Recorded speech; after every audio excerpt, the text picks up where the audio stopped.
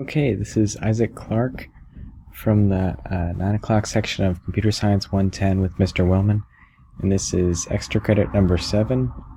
So first we import the turtle up here, then we've got a function grid, which just draws this right here. But it actually skips the first line, because otherwise it'll overlap the axes, make the axes blue. And yeah, it changes color when it moves up the or to the side. And then we've got a function called line, which just makes a line that the turtle is centered in.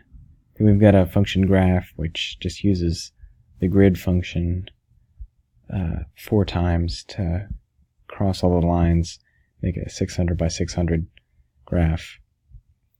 Then we've got the function plot, which at first it changes the color red, and at first it picks up the pen so it can go to the first point without drawing a line from the origin.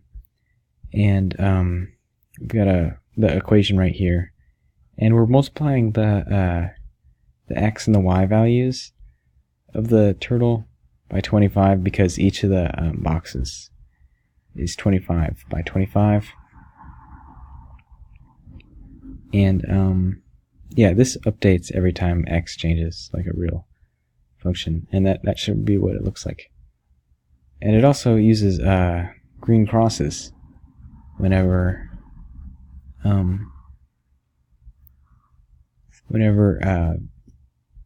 the x value is divisible by 25. That means it's on one of these lines right here. And that's this right here. And that's about it.